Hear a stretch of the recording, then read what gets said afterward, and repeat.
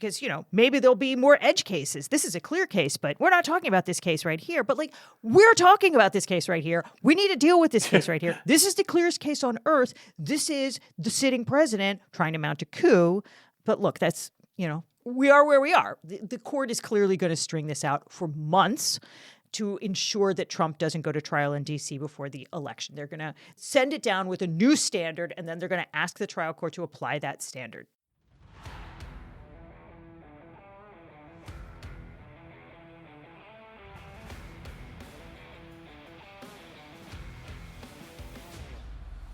Welcome to Law and Chaos. This morning, the Supreme Court beclowned itself in a case involving Trump's attempt to steal the 2020 election, while at the same time in New York, prosecutors are trying to hold him accountable for efforts to steal the White House in 2016.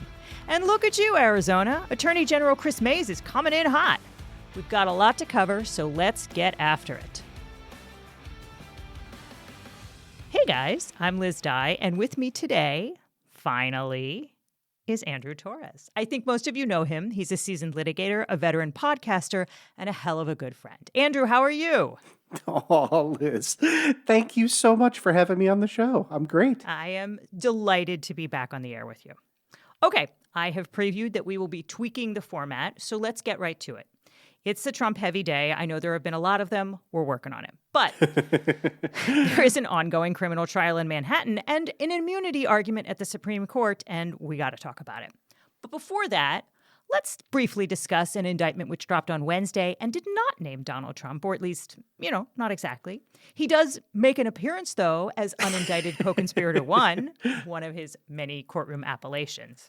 Yeah, kind of karmic that, in 2018, Michael Cohen was indicted for making an illegal campaign contribution in the form of the hush money payment to Stormy Daniels at the behest of individual one. Mm-hmm. And now, individual one, that's Trump, is making an appearance halfway across the country as unindicted co-conspirator one at the very same moment where he's finally on trial in Manhattan for creating that fake paper trail to cover up the hush money payment.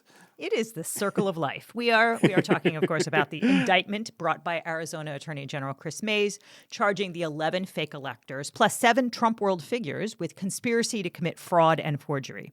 Those 7 figures were redacted in the original filing, which appeared on the Attorney General's website, since it takes longer to effect service on an out-of-state defendant. But their identities were not that hard to suss out. I'm pretty sure we could all work out the identity of, an attorney for unindicted co-conspirator one, who was often identified as the mayor. Oh, Rudy. So in addition to the mayor, we have charges against Mark Meadows, John Eastman, Jenna Ellis, Christina Bobb, Mike Roman, and your favorite and mine, Andrew, Boris Epshteyn. Boris. I always knew he had it in him. Yeah, Boris is like a season 7 Michael Cohen, except there's not going to be a redemption arc for this guy. He is always in the middle of every goddamn thing, from the fake electors to the stolen documents. And we're pretty sure he's unindicted co-conspirator 6 in the federal election indictment. But it is nice to see him finally make an appearance here. Yeah, it's also nice to see Christina Bobb finally get charged, since she was all the way up in the stolen documents case and somehow managed to duck an indictment. Yeah, she seems to have landed on her feet. The RNC just made her senior counsel for election integrity, which is oddly comforting in its way, since she's a bloody idiot. With her in charge, I think Mark Elias's win-loss record is safe. Yeah, it is really interesting to see the overlap between the Georgia indictment and Arizona, because this one is comparatively streamlined and straightforward, right? And as our friend Andrew Fleischman has referred to the Fulton County charges as Baroque. And, this case in Arizona is just not that. Yeah, I'm really looking forward to getting into the details with Tom Ryan, our friend from Arizona, who is coming on next week to tell us about it. That should be a good show. But today, let's recap what happened in New York this week, since I was out a couple of days for Passover. Oh, yeah. Did you have a good holiday? I mean, I did, despite the fact that my boys were not home. But I'm really not psyched for another 4 days of matzah, I'm not going to lie. So, yeah. Okay, I'm sure we all know that Trump is on trial in Manhattan for creating false business records to cover up the hush money payment to Stormy Daniels. Most people are familiar with the details of this case, but briefly, Trump had a longtime friendship with this guy named David Pecker. He's the CEO of American Media, which is the parent company of the National Enquirer, and several other mostly tabloid-style publications. They had some fitness magazines and the occasional glossy, but, it's mostly junk. At one point, Pecker even launched a magazine called Trump Style. Sure. Right? Does America really need an entire magazine devoted to, ill-fitting blue suits and overlong red ties? I guess I could answer my own question with no, because, it no longer exists. Yeah, I don't think it existed for more than a few issues, but... Get some Trump steaks, too. Oh, yeah, like the steaks. Yeah, just pack it. You know what you need? Like, here's a business venture. Like an entire, line of products that no longer exist from Trump land, like the steaks and the magazine and, I don't know, the Trump Hotel in D.C. And the vodka, right? It was in a gold bottle. Vodka. Yep. Awesome. Yeah. All right. Well, calendar that. But all right. So when Trump announced in 2015 that he was going to run for president, Pecker, Cohen, and Trump had a meeting where they agreed that the Enquirer would publish flattering stories about Trump and hit pieces on his rival. So far, so Fox, right? Like, okay, how is that different from anything Rupert Murdoch does all day long? But, okay, it is different because these guys agreed to go one further, and they had a deal that Pecker would buy up stories damaging to Trump and make sure that they never saw the light of day. And they agreed that Trump would reimburse him for the money he put out. So Pecker fronts the cash, and later he sells the stories to Trump functionally. That is the hardest part of this for me to get my mind around, right? Like, this is a guy, Pecker is a guy who has known Trump for years. He called him a mentor in his testimony, right? And yet Pecker thought that, a verbal IOU was enough to get Trump to cough up cash? Like, come on. Yeah, you ain't wrong. But actually, it was Pecker who backed out of this deal with respect to Karen McDougal. She's another woman with whom Trump had a romantic relationship. And it does seem to have been a relationship that lasted a while. This was not one night at Lake Tahoe at a golf tournament.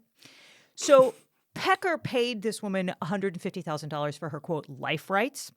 And then he drew up an agreement to sell her story to Trump for $115,000. I don't know what happened to the other $35,000, but I don't know, maybe he'll get asked about it on the stand. Pecker's lawyers told him before the deal went through that it might violate campaign finance laws, so he backed out.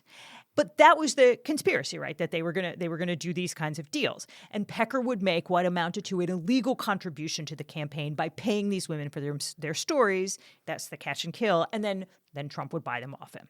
Yeah, and I think it's really important to emphasize that a conspiracy does not have to be successful to be a crime, right? You just have to have agreement and then one overt act in furtherance. Right. So Pecker and McDougal are both going to be witnesses here. And as of this recording, Pecker has testified for 3 days. But we're not here because of the deal Pecker did do. We're here because of the deal Pecker didn't do, which is that Stormy Daniels, an adult film star, wanted to be paid for her silence in the late summer, early fall of 2016, and Pecker did not want any part of that deal. So Trump had to negotiate with her through Cohen, and look, he tried to string her along. He hoped that he could get through the election without paying her, at which point no one would care what she said. I mean, he wanted her to be quiet, but he didn't want to give her any money. But then the Access Hollywood tape dropped in early October of 2016, at which point Trump's campaign panicked because they knew that made him look really, really bad to women particularly. Yeah, and that's when, coincidentally, WikiLeaks started dumping all of those Hillary Clinton emails, in a desperate attempt to distract from the story, right? That was the very same day. I think it was October 6th. Yeah, I think that's right.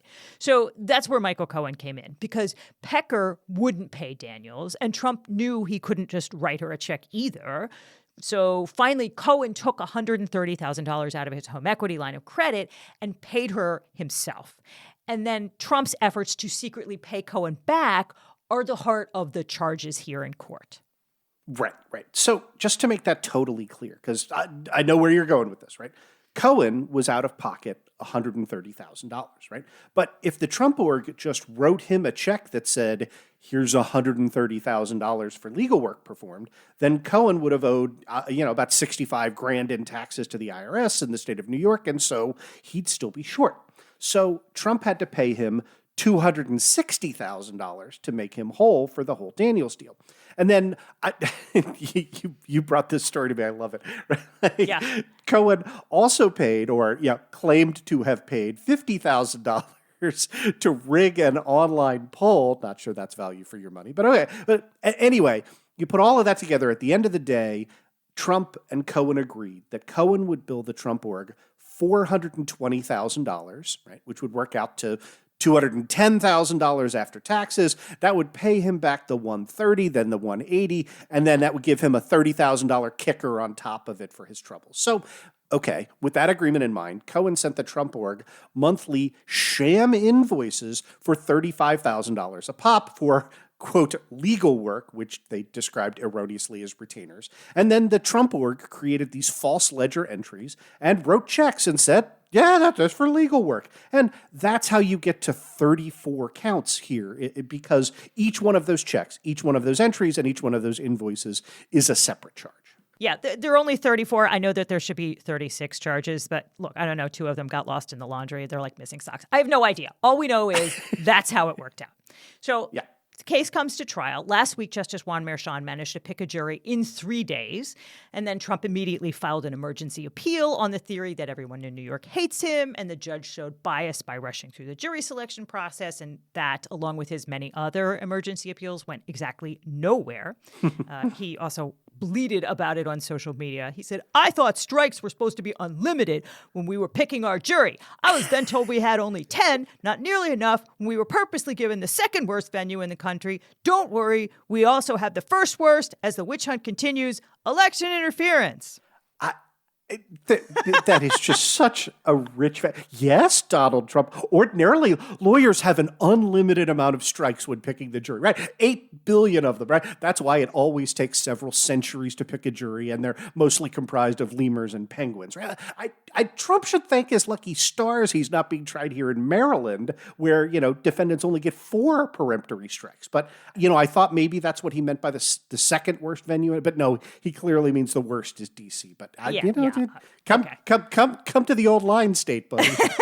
I mean, I don't think he's super popular here. I don't know. Maybe it's just my name.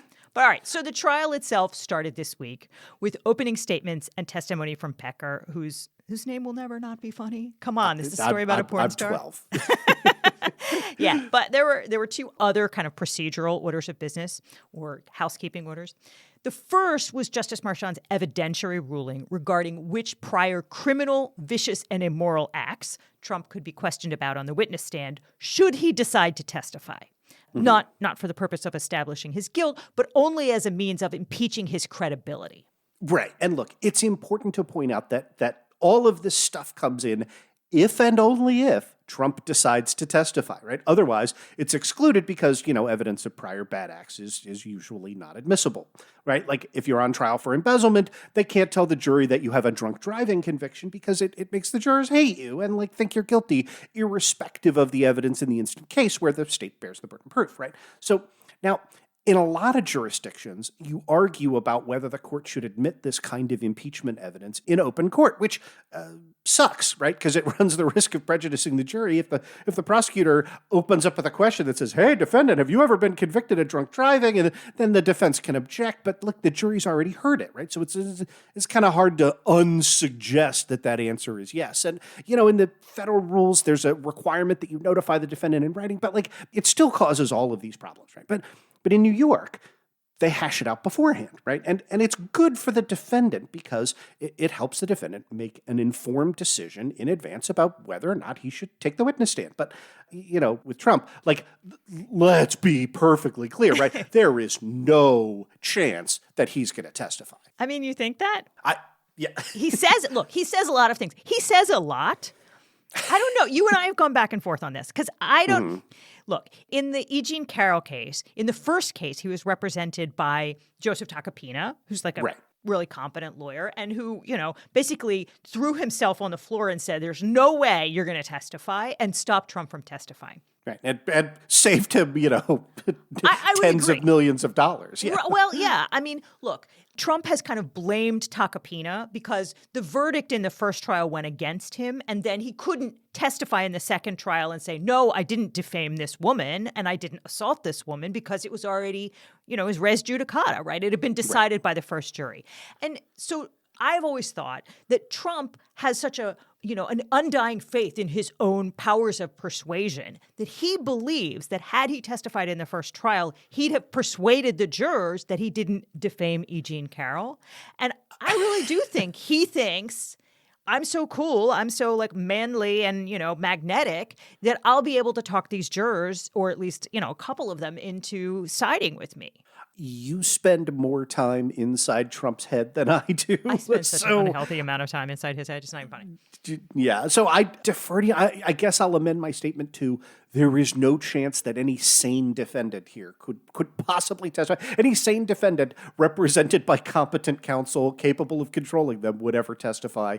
And that'll give me some wiggle room if in fact he does. Yeah. I mean, I think he is represented by competent counsel in this case. I mean, they have, they're trying to make chicken salad out of chicken shit, right? Like it's a crap case, right? It's clearly they did what they're accused of, but It's impossible to control him, right? He falls asleep in the courtroom and he has tantrums. So I don't know. Anyway, okay. So back in court, the process to determine whether this impeachment evidence can come in is called a Sandoval hearing, or at least that's what it's called in New York. Mm-hmm. And they had one on Friday in Judge Merchan's courtroom, and Trump's lawyers argued that nothing from Trump's multiple civil trials should ever come in because it would just, make the jury think he's evil and guilty and all the other things, which is right. That, like I said, competent counsel, they did their job. But it is also the prosecutor's job to say, Judge, let us tell the jurors what a low-down, dirty scoundrel this guy is. And they more or less got the best of that.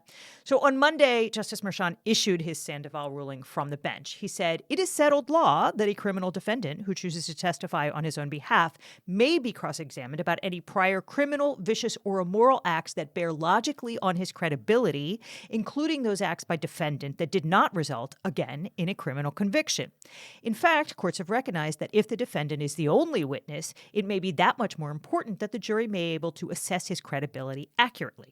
And then the judge reminded the parties that he has broad discretion on this stuff, so good luck on your dumb appeal, which you're going to file immediately. No, he didn't say that. That part was implied because New York has like immediate interlocutory appeals and Trump takes like 1 million of them. Anyway, the result of this was that the prosecutors can ask Trump about the civil fraud verdict, plus the violations of the gag order and the resulting fines from Justice Engoron. And they can bring up the defamation verdicts in E. Jean Carroll, which, that makes sense, right? Defamation is lying. But they can't bring up the sexual assault allegations because, that does not bear on his credibility. Prosecutors can also ask about the dissolution of the Trump Foundation, which happened after he illegally used charitable funds to promote his 2016 election campaign. Oh, God. There's so much to get. Was that the time that Trump had that big, Publishers Clearinghouse style check to a veterans charity paraded on stage at a campaign rally? And... Yep. Alan Weisselberg delivered it himself. That's exactly God, right. I hate that guy. So, but the Trump Foundation is no more, sadly. Yeah. Anyway, the second order of business this week was a hearing on the gag order, which Trump keeps violating. Remember, that's the order that's basically copied from the one that D.C. Circuit blessed in the election interference case. Trump is barred from attacking witnesses, line prosecutors, jurors, and their families, as well as the families of Justice Merchan and D.A. Bragg. Trump has, since then, reposted a New York Post article calling Michael Cohen a serial perjurer 6 times between Truth Social and his campaign website. The article is by Jonathan Turley. Obviously, it's by Jonathan Turley. Well, there are a couple candidates for that, and I've read ahead in the script, so... Yes, he did. He posted Andy McCarthy, and today he's posted Alan Dershowitz. Not the good Andy McCarthy. No, not the good Andy McCarthy. Yeah, and not the good Alan Dershowitz, if such a person exists. Dershowitz is confused. He thinks it's a constitutional violation to, one, keep Trump in the courtroom and not let a criminal defendant just show up when he wants to show up, which... I think that would be news to more or less every criminal defendant in history. And also, Dersh is real mad because he says it's a violation of the First Amendment to not let Trump slag the witnesses in his case. I can't. Whatever. Anyway, Trump also quoted Jesse Waters, who's he's the guy who replaced Tucker Carlson. He's Bill O'Reilly's piece of shit sidekick. He's like a walking shitpost. Anyway, he said that the jury was full of secret liberal activists sneaking on. And Trump sock puppeting the abuse of witnesses and jurors in this case was clearly a violation of the court's order. So the prosecutors moved to hold him in contempt and fine him $1,000 per violation. That hearing was Tuesday morning, and it was a walloping, but we have got a lot of ground to cover today, so we're going to put that in the Patreon bonus. And if you'd like to hear all about that, you can sign up to be a Patreon at patreon.com/lawandchaospod, or you can sign up on Substack at lawandchaospod.com. You will get the show ad-free, and you will get to hear all about the gag order hearing.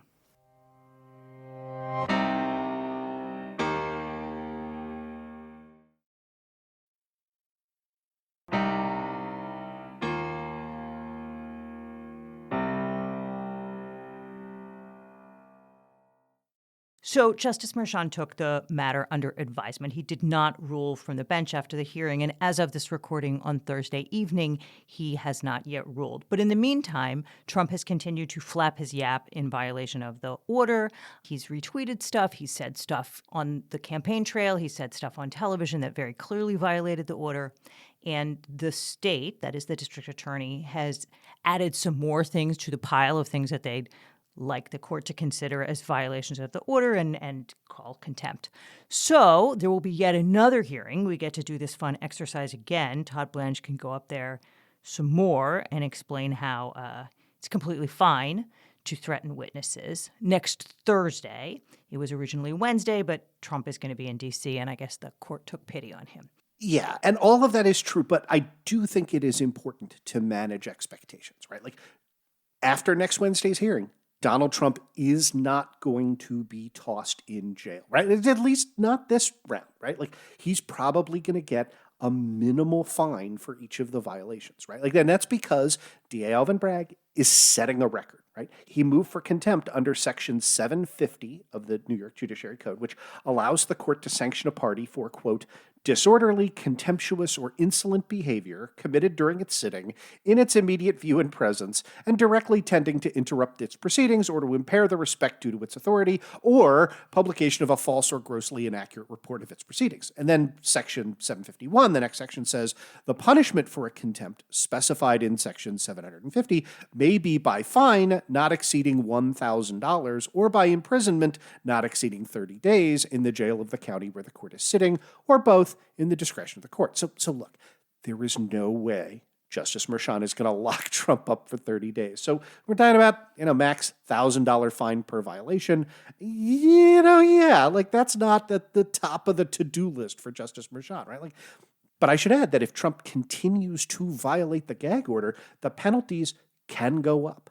That's why you lay a record. But right now, right, don't get too worked up. Yeah. I mean, I wish, but no.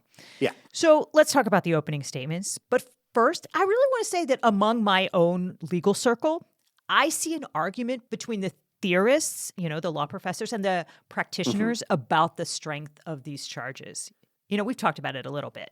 Right. And you and I have agreed for a long time that, like, of all of the four indictments against Donald Trump, like, these are the weakest of the charges. Yeah, Trump is charged with creating false business records to conceal that reimbursement to Michael Cohen for the $130,000 payment to Stormy Daniels.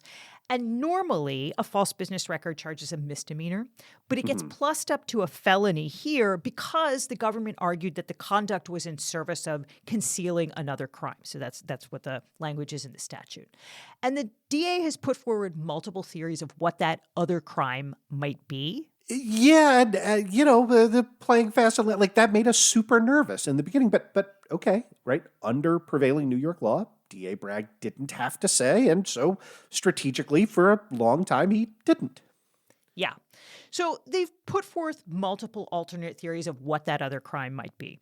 They said it was a violation of federal election law because the money Cohen paid was an undisclosed excessive campaign contribution. That is, he could only give like $3,000 to the campaign, and he gave $130,000, and he failed to disclose it. Alternatively, they said he violated New York election law by corruptly concealing information from the voters. Or there's this third theory that Cohen submitted a false tax return saying that he earned $420,000 when he didn't. And there are some other things that go along with that. There was, other records created, but the false tax return is a crime. So a lot of election law experts say 2 of those dogs will not hunt. Yeah. The Okay. first 2, in case you didn't work that out.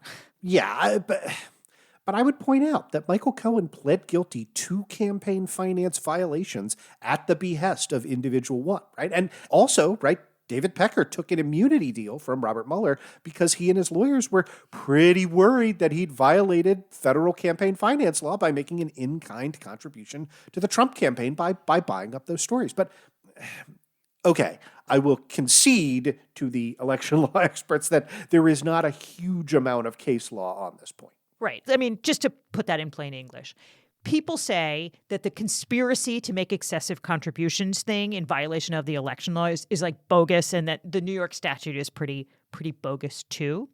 But in contrast, the tax stuff seems pretty solid. Like there's no argument, right? Cohen created a false tax return claiming that he'd earned the money, and that was clearly the party's intent. That's why they didn't pay him $130,000. They paid him $420,000 to cover his tax liability.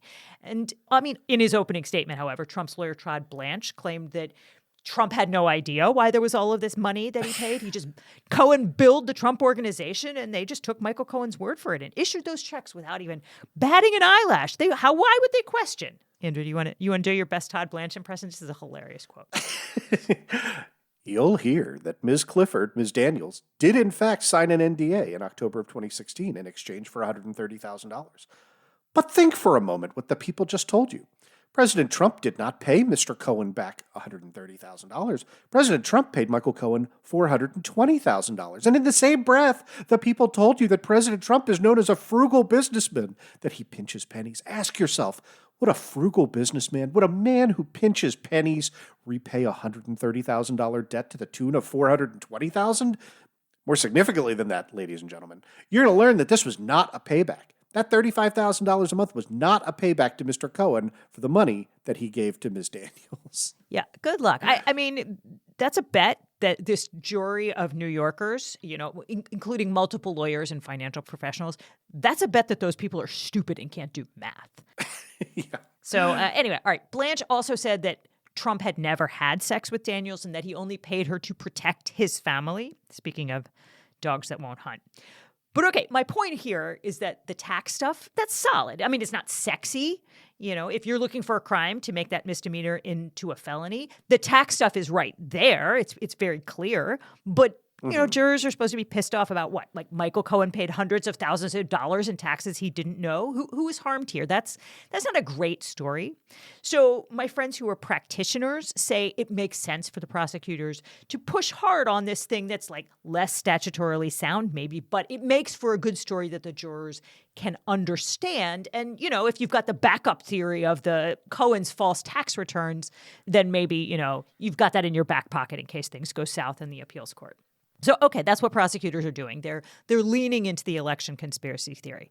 The very first thing Assistant District Attorney Matthew Colangelo said in his opening statement was, the defendant Donald Trump orchestrated a criminal scheme to corrupt the 2016 presidential election. Then he covered up that criminal conspiracy by lying in his New York business records over and over and over again. So that's what they're going through. That's what they're hanging their hat on. And they put Pecker on the stand for 3 days now to lay out the facts of this conspiracy. And, the facts are pretty damning. Pecker says Cohen would call him up and say, we need a hit on Ben Carson this week. He's trending in the polls. And then they would dutifully print a story accusing Carson of medical malpractice, or they would say that Ted Cruz was a serial philanderer sleeping with a porn star. Ooh, an irony detector. That's real useful. Oh, God. Okay. Yeah. I mean, honestly, the story accusing Carson of leaving a sponge in a baby's brain, that was disgusting. That was gross. Yeah, I'm sorry. You cannot make me feel sorry for Ben Carson. That is not going to happen. Yeah, no, I mean, fair, obviously. So Pecker talked about first making a deal with a doorman who was selling a fake story about Trump fathering a child with a cleaner at Trump Tower. AMI put out $30,000 for that story and then later released it because they said it was dumb and it was clearly false. And then Karen McDougal came along. She was a Playboy model who had an affair with Trump in the mid-2000s.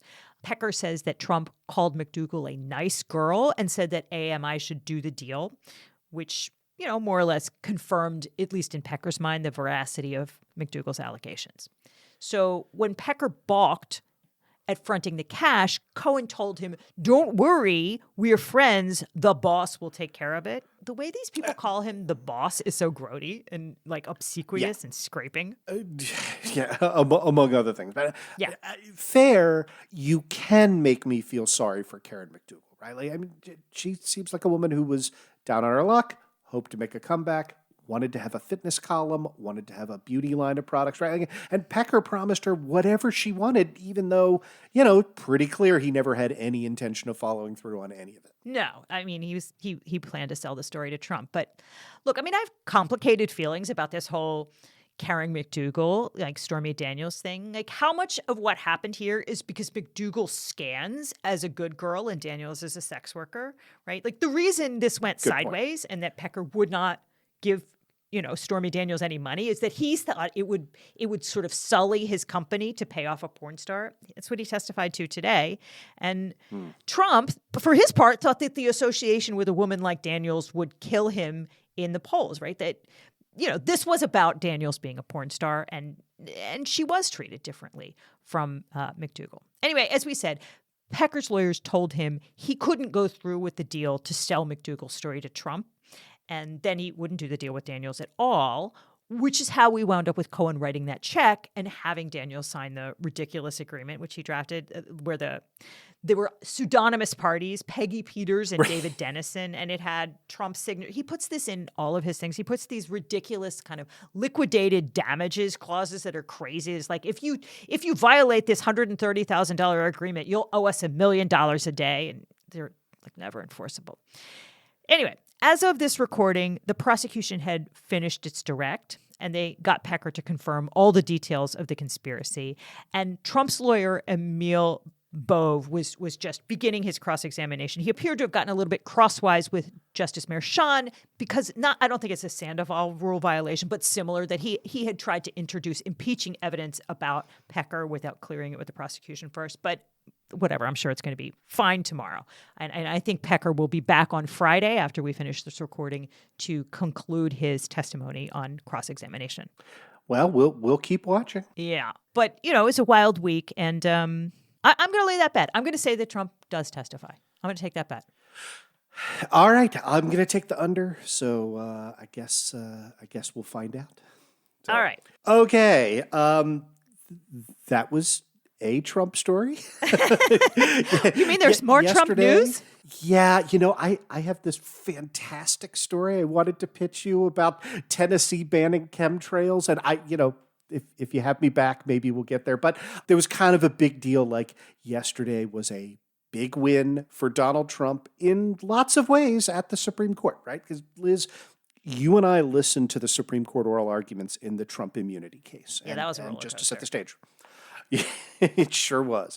This is the federal case in the District of Columbia before Judge Tanya Chutkan, in which Trump is charged with 4 counts relating to his efforts to overturn the 2020 presidential election, right? Those are conspiracy to defraud the United States, to defraud out of its rightful president, right? Conspiracy to obstruct an official proceeding, right? That was the counting of the electoral votes, right?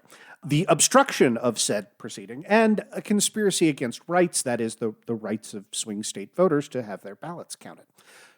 Donald Trump has argued that everything he did incident to January 6, 2021 was part of his job as president, and therefore he can't be prosecuted for it, right? Signing up fake electors, that's part of the job. Filing nonsense lawsuits where you went 1/2 for 61, part of the job. Threatening to fire everybody at the DOJ who wouldn't pretend that there was massive election fraud, and to replace those people with that weird guy from the civil division who investigates oil spills and not election. Yeah, all part of the job, right? Oh, Jeff Clark. I love that guy. On October 5th, 2023, Trump filed a motion. I mean, he filed like a dozen of these, but he filed a motion to dismiss for presidential immunity. And there are at least 2 problems with his argument, right? Like, first, as you might have gathered from my tone, like, none of the things that Trump did are actually part of his job, right? Like, the Electoral Count Act, for example, specifies that the vice president presides over that joint session of Congress, the one that Trump obstructed, and has absolutely no role for the sitting president, right? Yeah. Why would there be a president? Like, you shouldn't have the president certifying his own election. That's That would be bad. Yeah, even the founding fathers figured that one out, right? Like, they didn't Right. figure out that you shouldn't have a president and a vice president from different parties until after they had that happen the first time through. Yeah. And secondly, right, even if any of that was part of the president's job, there's no such thing as presidential immunity for criminal acts, right? That is not in the Constitution. It is not in the history and tradition of this country. We have seriously only had one other president who was ever in any real danger of being arrested for committing crimes while he was president, and that's Richard Nixon, and he was immediately pardoned by Gerald Ford the second he resigned the presidency, precisely because they all knew that Nixon would otherwise going to be arrested, tried, and convicted. Yeah, there are multiple memos from the Office of Legal Counsel saying exactly that, including one that said Bill Clinton could be prosecuted for perjury after leaving office because he, lied to the Ken Starr investigators. No one has ever thought that presidents were immune for crimes committed in office, despite Trump's lawyer John Sauer going like, hey, we've never had a president prosecuted in 250 years, so it must be illegal to prosecute a president. That's a dumb argument. And the fact that we had to listen to 2+ hours of Justice Gorsuch's hypotheticals, pretending that Trump's argument presents complex, novel issues is a huge waste of time and also a massive victory for Trump and all of MAGA world. Look, no one seriously believes that this court or any court is going to wind up saying presidents are immune for crimes, even crimes that are arguably within the scope of their official duties, right?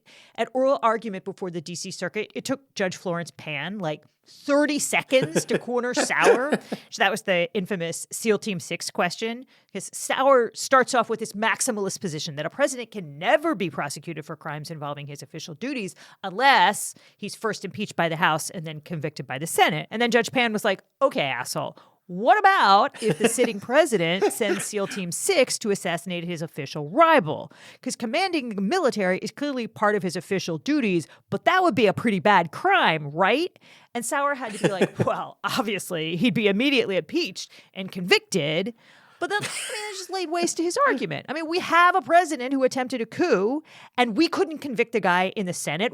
There's clearly nothing that's going to cause an impeachment and conviction. And even if he, weren't impeached and convicted, even if it happened before he left office, or even, if evidence emerged later that he'd sent SEAL Team 6, that would be an official act. There cannot possibly be an immunity for that. Right. And look, it cannot be the case that the president gets to break the law and can only be prosecuted if Congress decides to greenlight it. We had a whole revolution over this, right?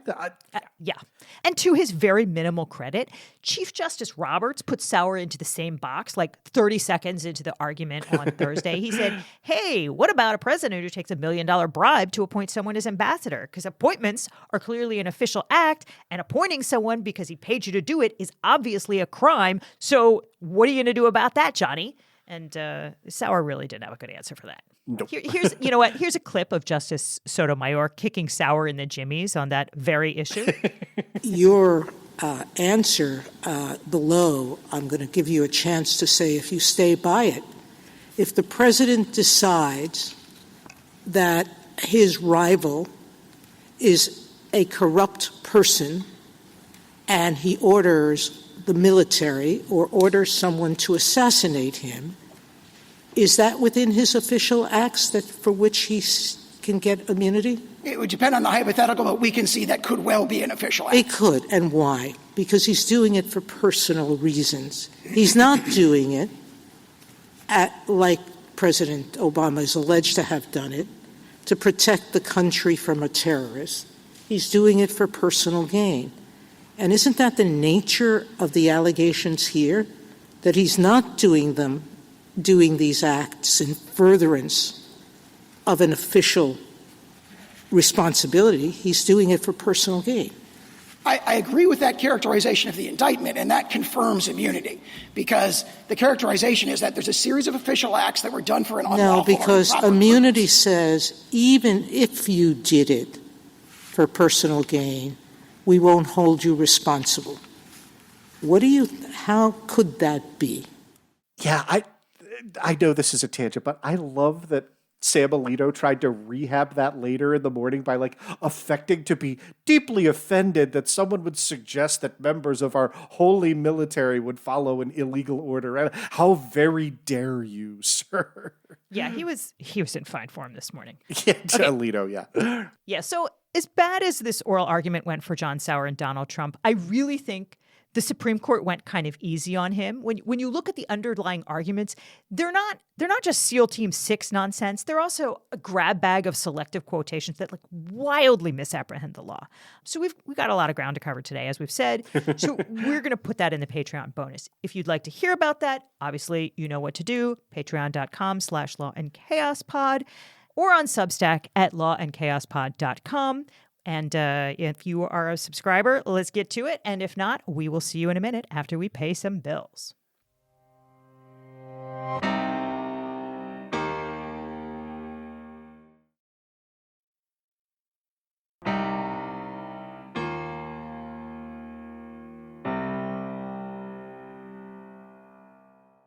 Okay, so because Trump's arguments are so bad, I think you and I both thought that there was a real chance that this court could simply affirm the D.C. Circuit's opinion.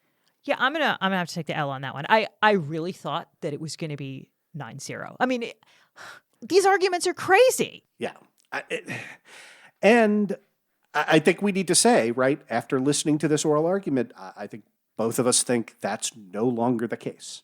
And that could turn this into an even bigger win for Trump because, let's be real, right? There's no overarching legal strategy here, right? For Trump, the primary goal has always been to push all of his criminal trials off past the 2024 presidential election so he can get back into the White House and instruct the DOJ to drop these cases and go lock up Joe Biden instead, right?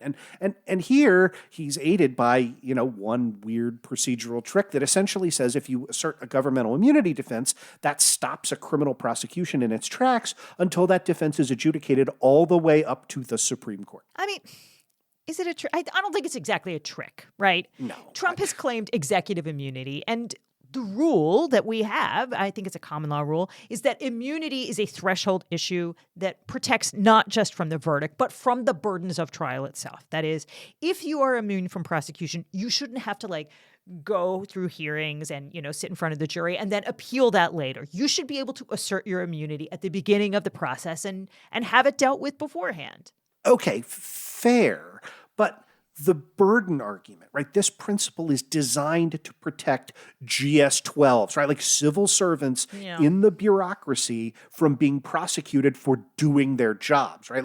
Again, as you pointed out, the thing Republicans love to do anyway, right? It is not intended to protect billionaire, criminally insane game show host ex-presidents who tried to overthrow the republic, right? But nevertheless, here we are. We agree. It's the rule. So look, the moment that Trump filed that motion to dismiss, the D.C. case came to a complete halt, October 5th, 2023. So then procedurally what happens is Judge Chutkan, the district court judge, expeditiously denied Trump's motion to dismiss. She denied that on December 1st, right? And Trump immediately appealed, and special counsel Jack Smith, who, is watching Trump run this same playbook in the documents case in the Southern District of Florida, everywhere, right? Jack Smith, asked the Supreme Court to take the case then and there, right, back in December. He said, look, don't make us go to the D.C. Circuit, have them rule, and then go through a cert petition. We know we're going to wind up in the Supreme Court. Take the case now. But the Supreme Court said, no, let's see how this plays out in the D.C. Circuit, which, was a pretty big red flag. It was, but yeah, I didn't see this coming, honestly. Yeah, in fairness, neither did I, right? So the D.C. Circuit expedited its review, right? It issued an incredibly thorough ruling on February 6, 2024, explaining that no, presidents cannot do crimes in office and get off scot-free. And at that point, on February 6, I think you and I still held out a sliver of hope that this trial could take place before the 2024 presidential election. Did we? Because I did not think that the Supreme Court would go buck wild, but I do recall saying in other venues that none of these cases was going to come before any court in 2024. I'm frankly astonished that the New York case is actually happening right now. We've had to recalibrate our expectations. Okay, so fair. But look, after the D.C. Circuit ruled, Trump petitioned the Supreme Court for a stay of the D.C. Circuit's ruling and then for certiorari on the merits. And the Supreme Court took essentially the entire month of February to decide that it was going to stay the proceedings, grant cert, and allow for, I don't know, what you might call somewhat expedited briefing, right? And that briefing took all of March and most of April, which brings us to yesterday's oral argument, right? And let's be clear, the court has made no promises about when it will rule on yesterday's oral argument, right? There is no fixed term for the Supreme Court to issue opinions, right? Like that. Usually the court's term ends in June. Sometimes it drags into July, but the Supreme Court can take as long as it wants to decide this case. One justice can hold things up indefinitely by, switching his vote, slowly writing a dissent. I mean, like it's not hard to think of ways in which the court can continue to delay. Yeah, I mean, in light of what happened this morning, actually a real ruling that ended this, this Fakakta case would be welcome, even if it came on July 9th. Because, look, we've seen this play before. That's what the court did in Trump v. Vance. That was the case where Manhattan DA, that's Alvin Bragg's predecessor, Cy Vance, subpoenaed Trump's tax returns in the long ago investigation. And ultimately, the Supreme Court did rule that Vance could get those returns. It ruled that a sitting president was not immune from criminal process. He was just immune from criminal prosecution. Ultimately, the Supreme Court did say that Vance could get the returns, but that ruling came in May of 2020, and it still took a long time to shake out. So Trump didn't have to hand over his returns. Vance couldn't subpoena them until after the election, which Trump had already lost, which, that sucked, right? Because, why would you want voters to have relevant information before casting their vote when they could have it after? My point is that that Trump functionally won that case because he was able to drag it out so long thanks to the Supreme Court. Yeah, this is such a good point. I would have parsed what you've said really, really carefully because I think you're exactly right. And it's something that, frankly, I've been wrong about, right? I have previously said a bunch of times that although the Supreme Court is very politically right-wing, it hasn't often ruled in favor of Trump personally, right? On a bunch I don't think you're wrong. And this is technically correct, but, you have persuaded me that when it has come to these threshold issues, it doesn't tell the full story, right? So let me be clear. This court could have done what Judge Chutkan and the D.C. Circuit did, right? They could have swept in at two different times, right? Acted expeditiously and said, no, you know what? We are not going to let Trump's procedural shenanigans push off this trial until 2025 or 2026 or forever, right? They could have done that in December. They didn't. They could have done it again in February, and they did not. Right? And each and every justice on the Supreme Court is well aware of the implications of their not acting. Yes. And as I recall, there were no noted dissents on the grant, right? Yep. Yeah. I mean, it was functionally unanimous. And now, after yesterday's hearing, I think you and I are concerned that they're going to inject even more delay. Oh, I'm sure of it. And, that was what I was saying. I would be delighted if we could get a ruling in June that would allow this case to restart. But that's even more annoying because I think we should talk about it. There's no way to sugarcoat how shitty Trump's position was and how his lawyer, John Sauer, just got his ass kicked all over the courtroom this morning. Let's listen to a clip. This is Justice Barrett and Chief Justice Roberts tag teaming Trump's lawyer on whether the indictment charges Trump for his official acts or for his personal acts. So you concede that private acts don't get immunity? We do. Okay. So in the special counsel's brief on pages 46 and 47, he urges us, even if we were to decide or assume that there was some sort of immunity for official acts, that there were sufficient private acts in the indictment for the case to go back and the trial to begin immediately. And I want to know if you agree or disagree about the characterization of these acts as private. Petitioner turned to a private attorney, was willing to spread knowingly false claims of election fraud to spearhead his challenges to the election results. Private? As alleged. I mean, we dispute the allegation, but that sounds private to me. Sounds private.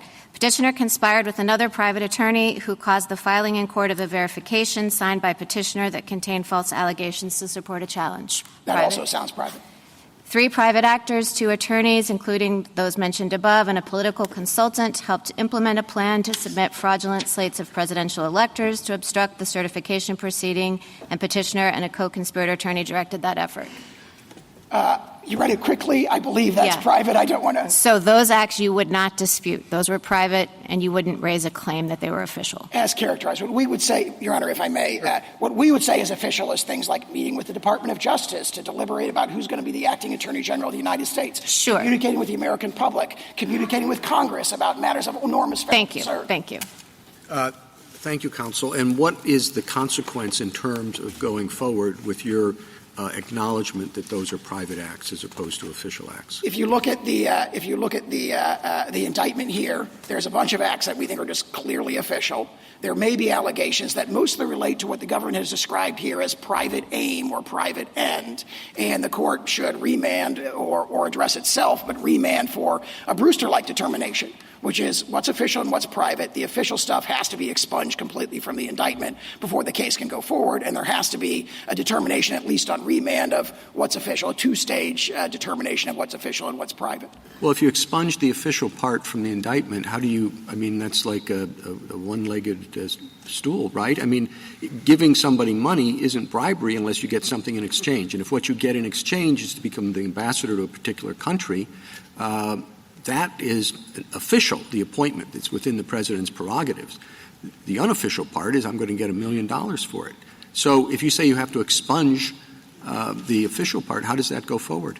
Right. So, look, even Trump's lawyer concedes, under questioning, that most of the stuff in the D.C. indictment isn't even plausibly connected to the job of being president, and therefore no immunity would attach, even if his fakakta, immunity theory was correct. And look, here again, let's take another clip. Here's Trump, losing Justice Barrett completely.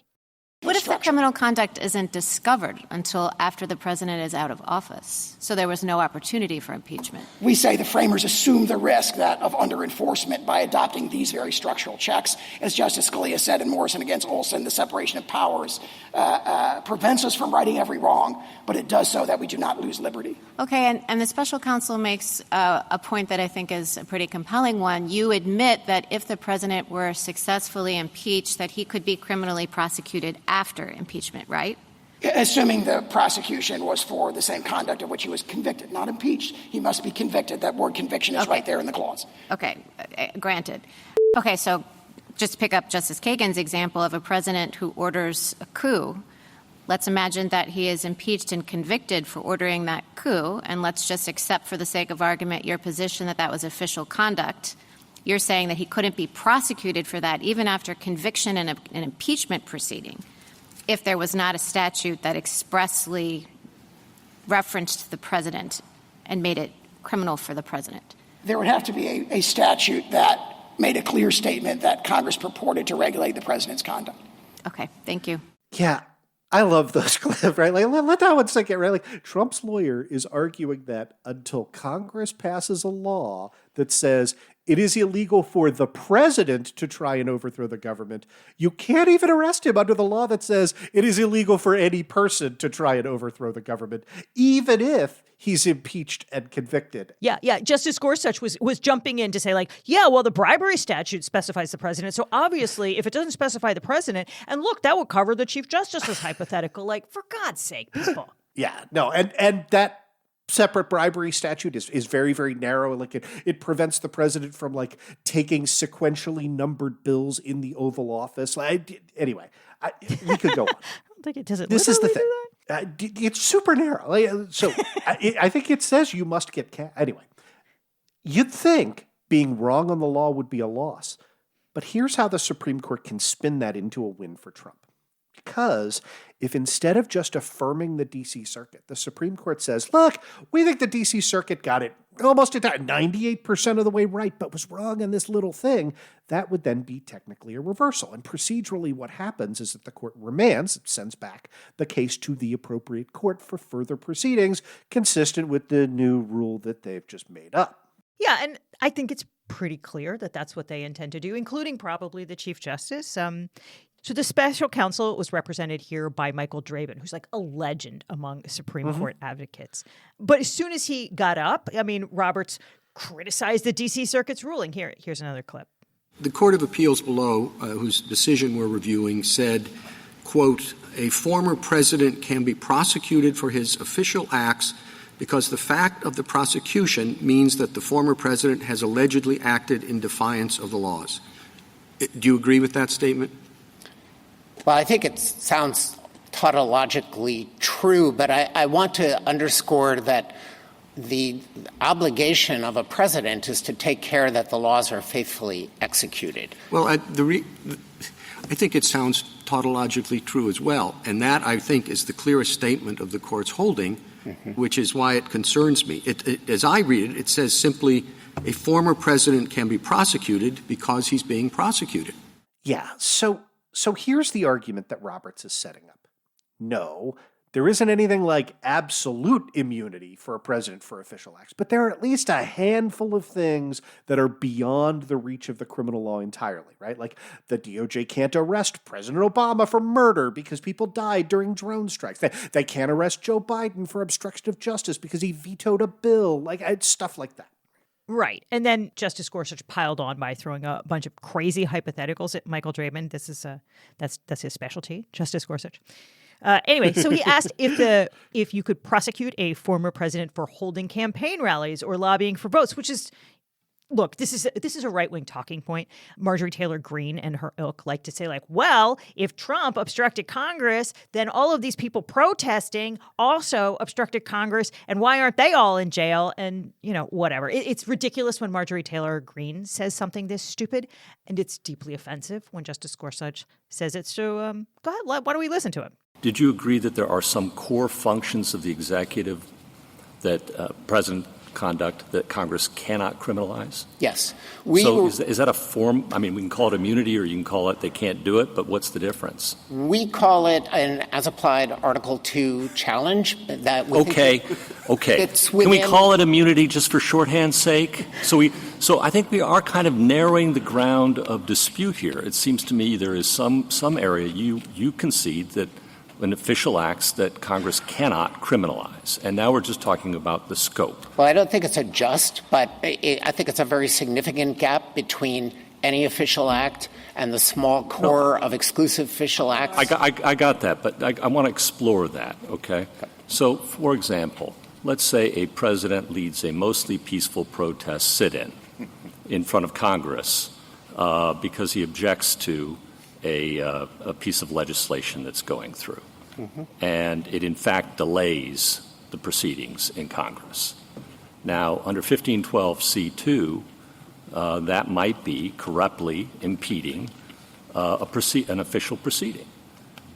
Is that core and therefore immunized, or whatever word, euphemism you want to use for that? Or is that not core and therefore prosecutable?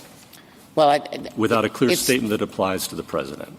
Right. None of that has anything to do with this case. It's just concern trolling. And look, there's a lot of concern trolling going on in this case between Kavanaugh and Gorsuch. They were sort of saying, like, well, I can think of this ridiculous scenario, and thus we'll have to take forever drafting a comprehensive rule that applies to every future president throughout history because, maybe there'll be more edge cases. This is a clear case, but we're not talking about this case right here. But, we're talking about this case right here. We need to deal with this case right here. This is the clearest case on earth. This is the sitting president trying to mount a coup. But look, that's, we are where we are. The court is clearly going to string this out for months to ensure that Trump doesn't go to trial in D.C. before the election. They're going to send it down with a new standard, and then they're going to ask the trial court to apply that standard. Let's play this Alito clip. And if the court has concerns about the robustness of it, I would suggest looking at the charges in this case. Well, I want to talk about this in the abstract because what is before us, of course, does involve this particular case, which is immensely important. But whatever we decide is going to apply to all future presidents. Yeah. So there are really 4 potential outcomes when the Supreme Court issues its decision. Right? The first and best is that the Supreme Court affirms the D.C. Circuit's opinion, right? They can even affirm on other grounds, right?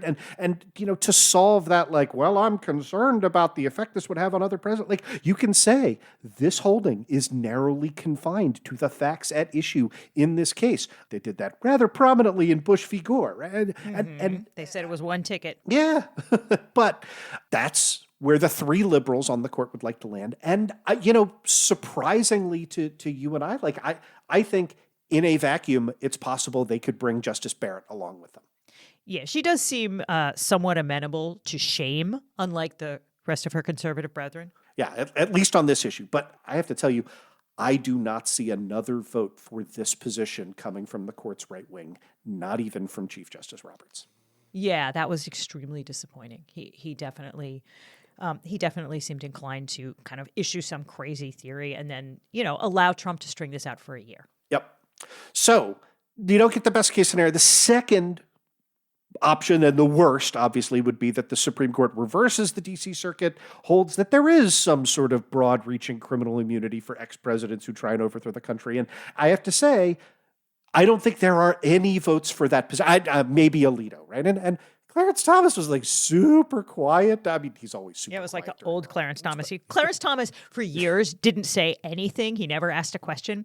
And then during COVID, he found his voice, and he was chatty. Okay, and do not let the Supreme Court's failure to hand Trump a total victory, right, come off as some sort of compromised position, right? Because it does leave two more kind of middle ground options, and that's where you and I think the court is likely to land. Like, the decent middle ground option would be if the Supreme Court reverses and remands, but allows the trial court to proceed on the grounds that, enough of the indictment concerns non-official conduct that, Judge Chutkan can kind of separately parse out the official conduct and do it in conformity with, whatever rule the Supreme Court makes up about presidential immunity. Here's Justice Barrett testing those waters late in the argument. I think having some legal process is not a reason to cast aside a nuanced system that actually looks at what protections are necessary as opposed to what would provide the absolute maximum insulation for former presidents, even if we acknowledge that it's highly prophylactic. Totally agree, and I wasn't actually contrasting the absolute immunity rule. I was saying that if there was some sort of official private, there are consequences towards about making immunity. Okay, and since you bring up the private acts, this is my last question. So I had asked Mr. Sauer about on page 46 and 47 of your brief. Yes. You say, even if the court were inclined to recognize some immunity for a former president's official acts, it should remand for trial because the indictment alleges substantial private conduct. Yes. And you said that the private conduct would be sufficient. Yes. The special counsel has expressed some concern for speed and wanting to move forward. So, the normal process, what Mr. Sauer asked, would be for us to remand if we decided that there were some official acts immunity and to let that be sorted out below.